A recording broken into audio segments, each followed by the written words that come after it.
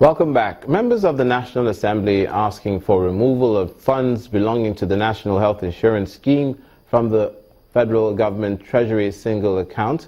They believe that this will enable the scheme achieve its purpose of providing health care for Nigerians. The lawmakers were part of a 3-day retreat on the National Health Insurance Scheme in Kaduna State, northwest Nigeria. The task before this gathering in Kaduna State is straightforward: to recommend ways for repositioning the Nigerian health management structure to ensure that all Nigerians have access to affordable healthcare service. A responsibility many will say should not be difficult, considering the resources at the nation's disposal. But unfortunately, that is not the case.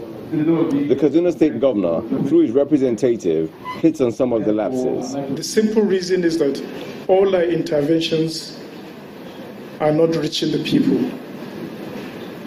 Why are we not reaching the people? We still have financial impediments.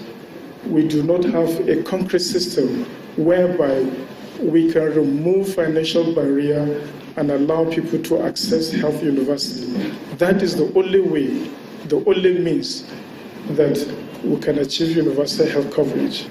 Another matter hindering the success of the health scheme is what the Executive Secretary of the Nigerian Health Insurance Scheme attributes to lack of will from past administrators.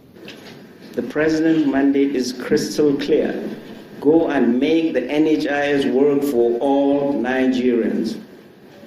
You can only do that by cleansing yourselves, you the NHIS, of endemic corruption, inefficiency, and political patronage. But most importantly, you must be a good steward of that which you are entrusted, which is the commonwealth of our people. For this legislative member, the scheme is one that needs to function without hindrance.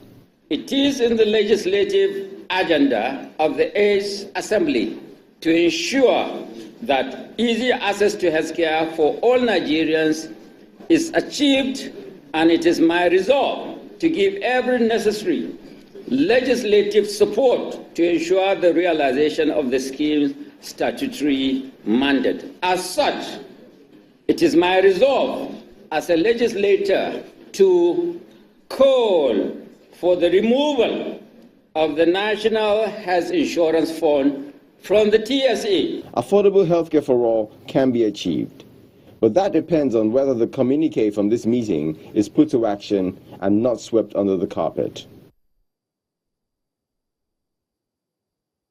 Consumers of telecommunication services are demanding good quality of service, value for money spent, timely and fair redress of complaints, as well as protection from unwholesome practices of some service providers. These are some of the demands of the consumers at the Nigerian Telecommunications Commission Consumer Town Hall Meeting Forum, seeking to educate consumers and other stakeholders on contemporary issues generating interest in the industry. It's the 21st edition of Consumer Town Hall Meeting organized by the Nigerian Communications Commission, bringing together telecom consumers in the rural areas. Present here are network operators and the regulators who are proffering solutions to consumer-related issues and to ensure they have value for their money. Consumer education is identified by the Commission as one of the most cost-effective mechanisms that provides and guarantees consumer protection.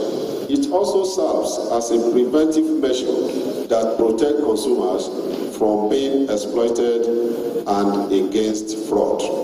Challenging service providers in living up to consumers' expectations with added value to services, representative of initiatives for the support of consumer rights demands more from the service providers. You need to give us the right information that will be useful for us.